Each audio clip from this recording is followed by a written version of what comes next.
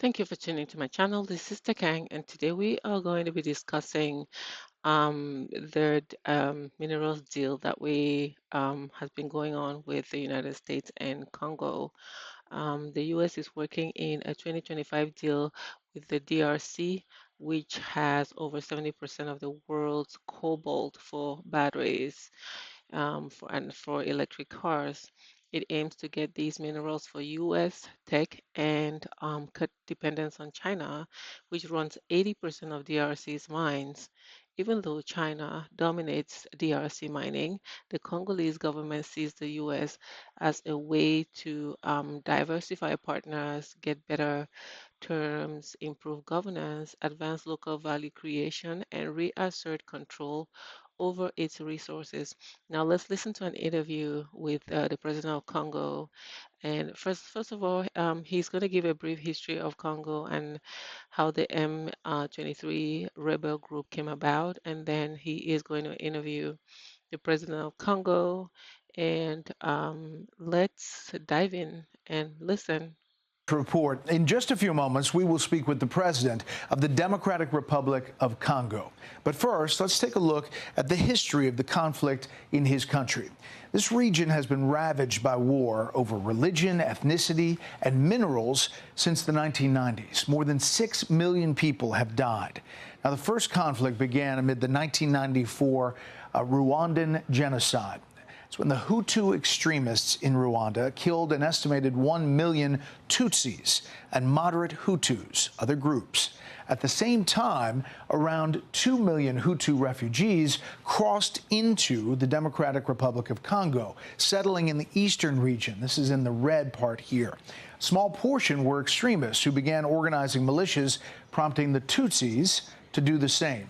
Now, sporadic fighting would take place, all in the early 2000s when peace agreements were being negotiated. But that would bring the emergence of another group, M23. In 2012, the group took the strategic city of Goma, right here in the middle. Pulled out days later due to international pressure and fled to Uganda and Rwanda. Now, M20. Now, let me just hold it right there. International organizations have been accusing the president of Rwanda, Paul Kagame, of financing the M23 and also claiming that the M23 are Tutsis. And the president of Rwanda is saying these are not Tutsis.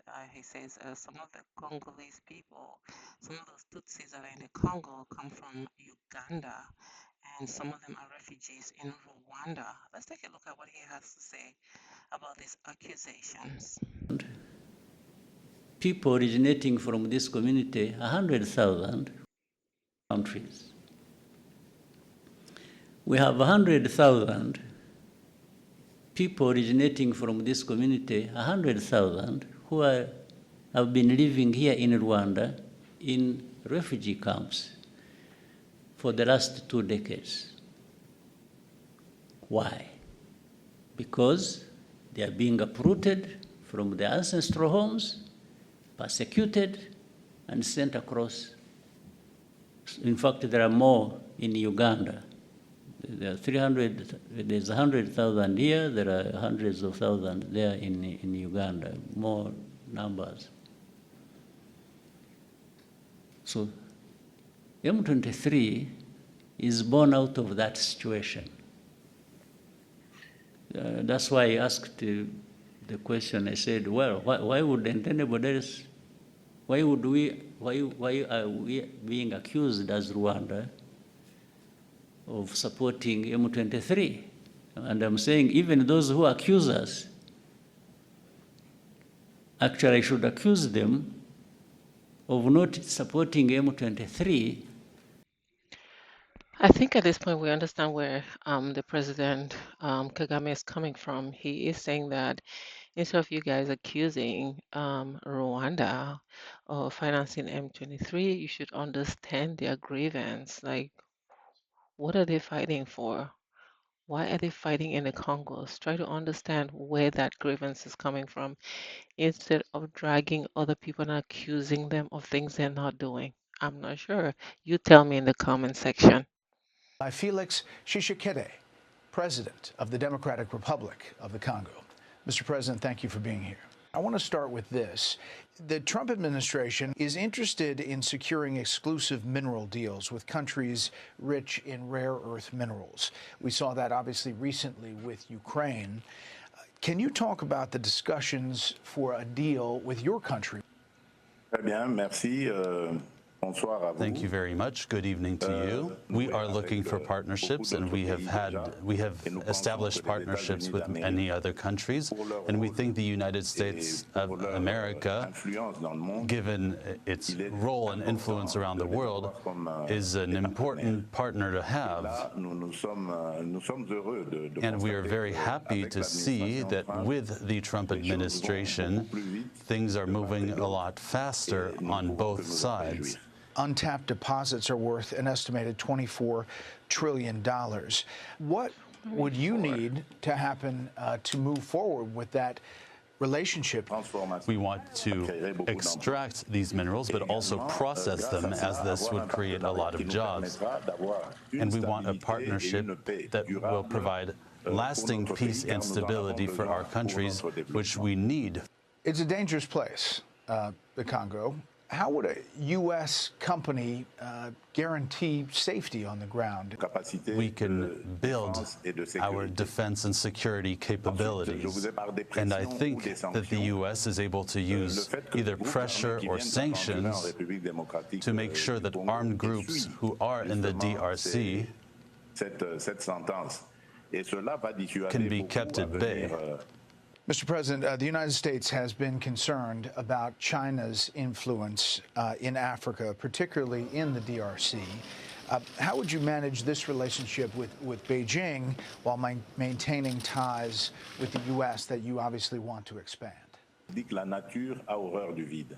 Nature abhors a vacuum, as the saying goes.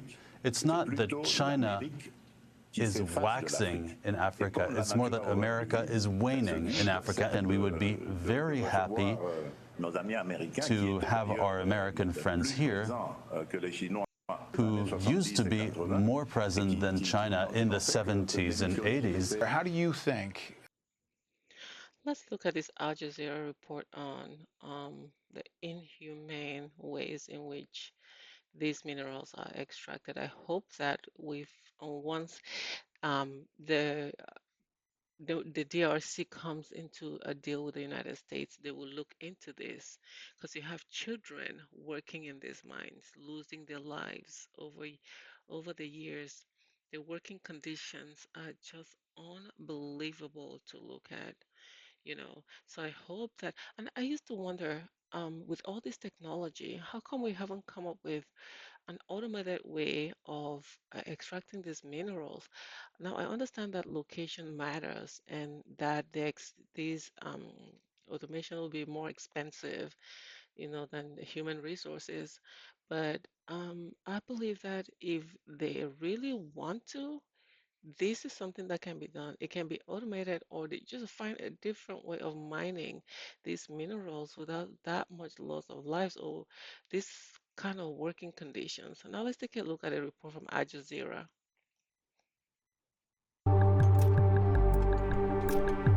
Who wields the truth? The marketing teams at tech and EV companies wield the truth, or is it the Congolese people? Because they're telling completely opposite stories.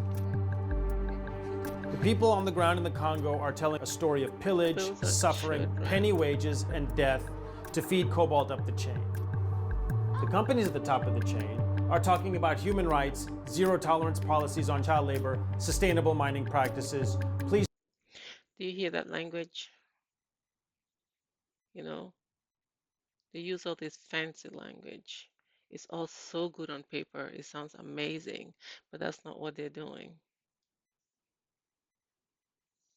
Please look the other way and upgrade your phone this year.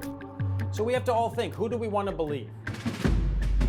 Once again, the resources of the Democratic Republic of Congo, the DRC, are at the center of global demand.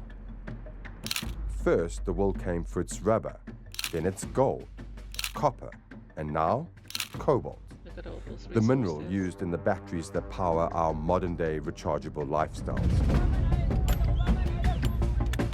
The extraction of cobalt is a difficult story to tell, and the limited coverage that does come out paints a grim picture of exploitation and environmental damage. In the eastern region, there is a conflict that has been ongoing since 1996. An estimated 6 million people have been killed, more than 7 million displaced. Imagine a country so rich in minerals and people have to live like this. How greedy are human beings on this earth? People have to live like this with all the resources that they have. I really hope that they can strike a really good deal with the US, and that deal should involve how these minerals will be extracted. You know, they have to think about the human factor when signing these deals, the conditions under which these minerals are extracted.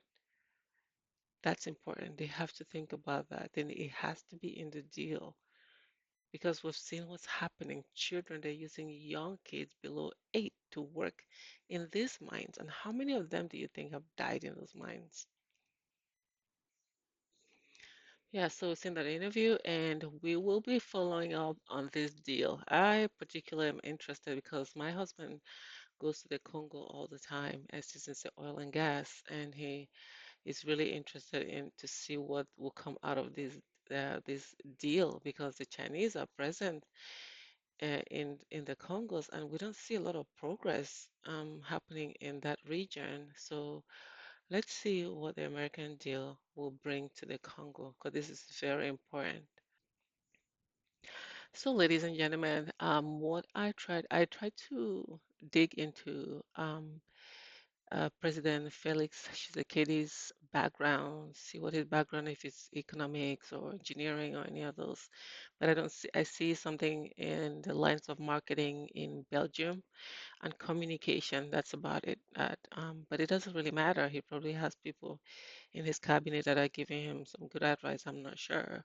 For him to think that he needs to tread other waters, even though the Chinese are already present in the Congo, um, mining 80% of the minerals, he's still looking to other avenues, or, for partnerships, which is fantastic in my opinion. So hopefully this deal goes well. And like I said, President Trump is America first, right? And to think that they would sign this deal in which the U.S. will exchange taking over mining of minerals, rare earth minerals in the Congo in exchange for security based on what's going on in the Congo right now. Hopefully, they can get that because if you look on Twitter, a lot of most people, most Americans are against us sending troops over any country for protection.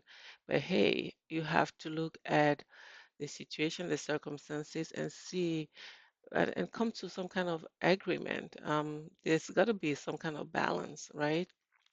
If they have minerals that we need and they need our protection, let's come to an understanding so we get a win-win for everybody, okay? Which is usually very tough. It's easier said than done, but we'll see. I'll be following up on this story, and it's still ongoing. We'll see what happens. If you find value in my videos, please subscribe and like and leave a comment so we can have a conversation. And I'll encourage you to keep reading, keep listening, and keep an open mind. Enjoy the rest of your day and talk to you soon. Bye bye. We mentioned that amazing fight with Muhammad Ali and George Foreman.